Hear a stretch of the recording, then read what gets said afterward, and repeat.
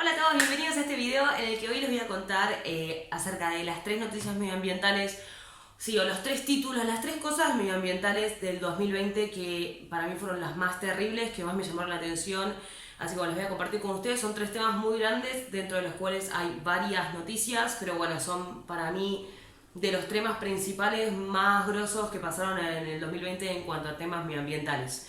Bueno, me pueden, si quieren, seguir a mi Instagram, chequear mi blog y suscribirse al canal si les gusta este video. Así que bueno, empezamos con el video.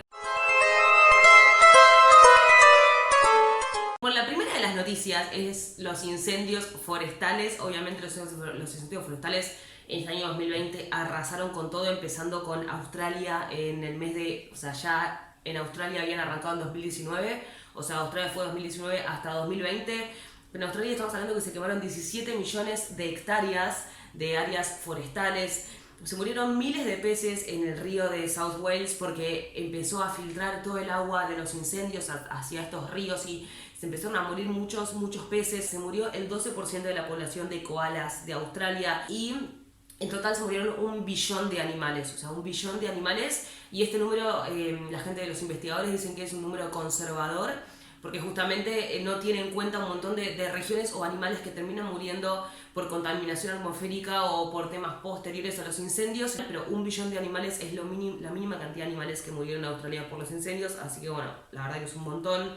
Después otro de los incendios muy importantes fue el de Rusia. En toda la zona de Rusia y Siberia también, o sea, hubo incendios forestales tremendos, porque justamente lo que están haciendo ahora es... Bueno, generando incendios forestales intencionados en estas zonas, pero el grande problema con Rusia y con toda esta zona nórdica, digamos, con toda la zona que está cerca de Rusia y de la zona de Siberia, el problema es que hay almacenadas grandes cantidades, no solo de carbono, que si se liberan en la atmósfera se van a liberar como dióxido de carbono, generando ya, o sea, emisiones, pero otro nivel, o sea... Otro nivel de emisiones de incendios. En los incendios forestales se generan emisiones de dióxido de carbono gracias a la combustión que se produce entre el fuego, la madera y bueno, el aire, el oxígeno. Se generan emisiones de dióxido de carbono, pero y hay siempre carbono almacenado en el suelo, pero en el caso de Rusia estas cantidades son mucho mayores que en el resto del mundo.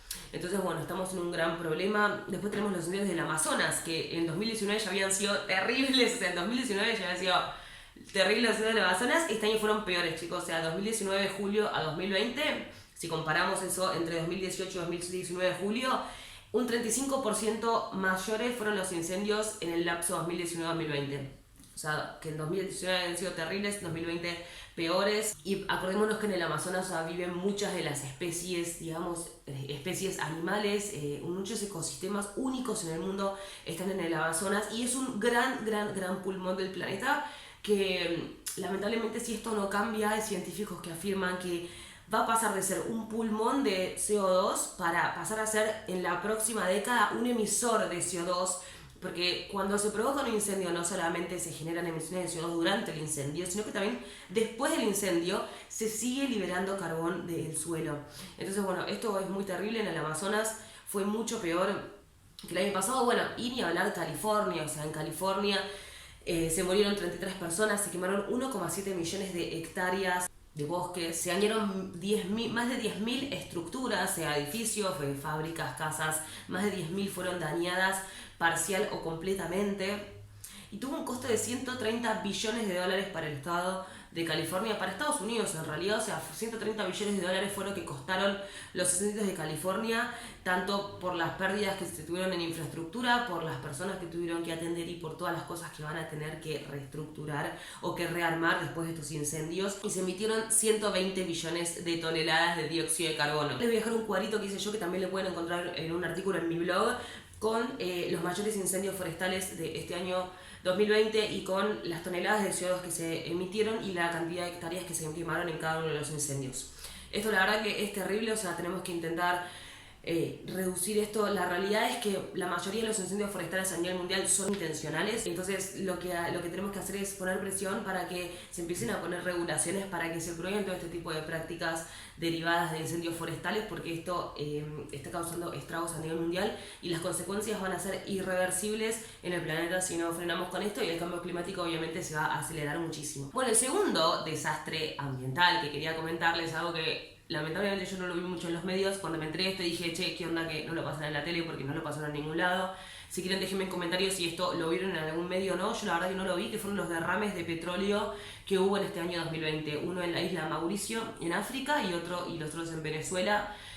Por motivos diferentes. O sea, en la isla Mauricio lo que pasó fue que venía un barco que había cargado combustible en Singapur, y este barco lo que le pasó fue que había perdido la señal de radio y estaban tratando de encontrar señal, para lo cual empezaron a acercarse a la costa. O sea, que se derivaron de su derrota, que la derrota del barco sería como la ruta, se derivaron de la derrota. Entonces empezaron a buscar a ver si podían encontrar señal de radio, y en una de esas encallaron contra unas piedras y rajaron uno de los barriles de petróleo, que no era petróleo de carga, sino que el petróleo que se derramó fue petróleo que se usaba justamente como combustible propio del barco. Pero bueno, se derramaron 7.000 barriles de petróleo, que son equivalentes a más de 1.000 metros cúbicos de petróleo. Y comparándolo con otros desastres en cuanto a derrames de petróleo históricos en el mundo, no es tanto, o sea, no es un valor tan grande.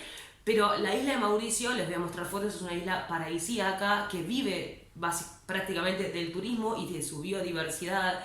Y este derrame de petróleo fue terrible las consecuencias que tuvo. Se aparecieron más de 100 ballenas y delfines muertos en la costa de este país. Se afectaron no solamente las especies acuáticas, sino también las especies que viven en el ecosistema terrestre. Y esto va a tener consecuencias terribles para el turismo, porque el agua cambió completamente su calidad.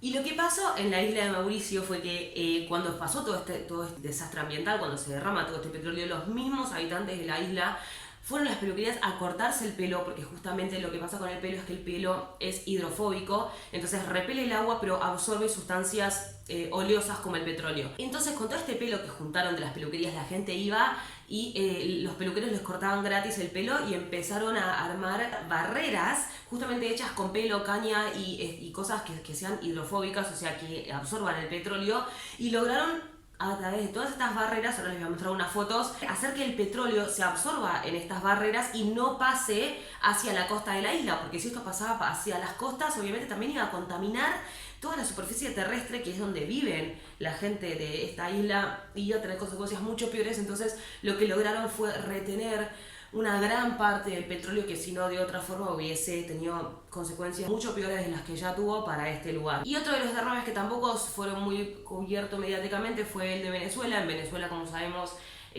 a partir del gobierno de Chávez, como el de Maduro, todo lo que fue, digamos, las empresas venezolanas empezaban a caer en una decadencia muy grande, entre ellas la de petróleo. O sea, Venezuela se dice que tiene más petróleo en sus reservas que Arabia Saudita. O sea, Venezuela es uno de los principales poseedores de reservas de petróleo del mundo. Pero a raíz de toda esta crisis, lo que está pasando es que estas empresas están empezando a caer a pique. Y este año los derrames de petróleo que hubo en Venezuela a raíz de la decadencia de todas estas empresas fue equivalente al doble de lo que hubo en la isla Mauricio. O sea, que se derramaron 26.000 barriles de petróleo, que son equivalentes a 4.000 metros cúbicos.